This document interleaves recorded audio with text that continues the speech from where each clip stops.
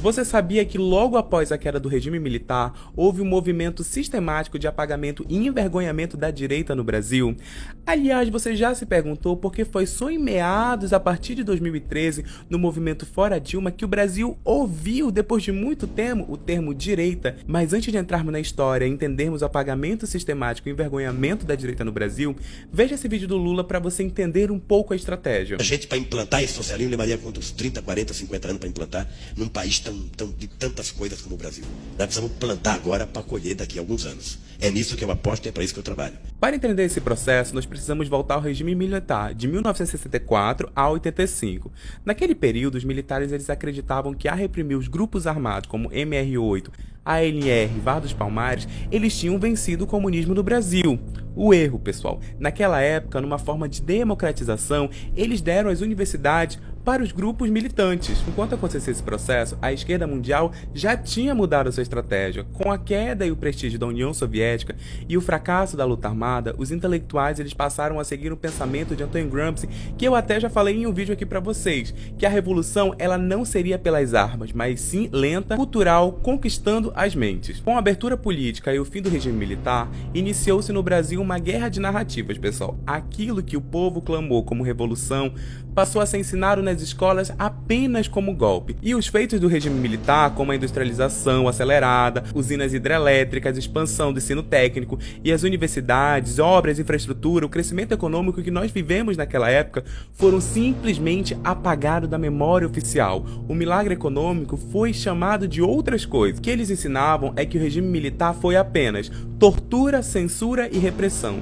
E assim o termo direita ele passou a ser associado automaticamente ao autoritarismo e à violência. Naquele momento criou um cenário perfeito para o ódio às ideias conservadoras nas mentes, ou seja, precisávamos reescrever a história. Nesse contexto, os partidos que tinham alguma ligação com o regime, como PDS, depois PFL, começaram a negar o rótulo de direita e preferiram se chamar de centro ou centro-esquerda. Esse fenômeno, pessoal, ficou conhecido como um envergonhamento da direita. Quando havia um envergonhamento, a esquerda ganhava hegemonia cultural na política. Lá nas décadas de 80 e 90, Lula se consolidou como porta-voz da resistência democrática, enquanto a direita sumia cada vez no mapa.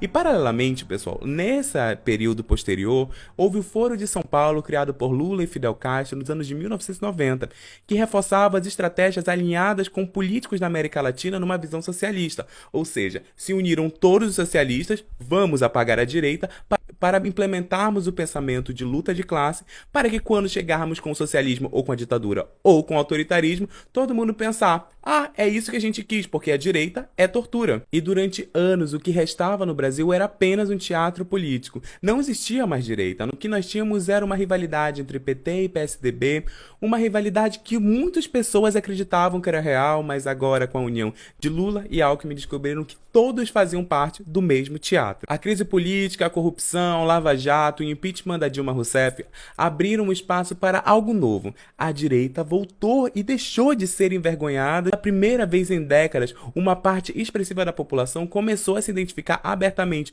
com ideias conservadoras, liberais e que são de direita. E hoje as pesquisas mostram que mais de 40% dos brasileiros já se assumem de direita ou centro-direita. O que eu quero dizer para vocês, pessoal, através desses fatos históricos, onde eu conto sobre o que aconteceu em 1964, é que todas as ideias que nós temos são comportadas por aquilo que é traduzido na nossa mente. E agora o que nós vivemos no Brasil é apenas um apagamento da história. O que eu conto para você, você não vai ver, por exemplo, nas escolas, mente em meios de comunicação falando sobre o assunto, porque é necessário que agora você identifique como mal, você identifique como ruim. Não é à toa que do nada eles querem acabar com o que eles chamam de extrema direita e eles nem sabem explicar o que é isso.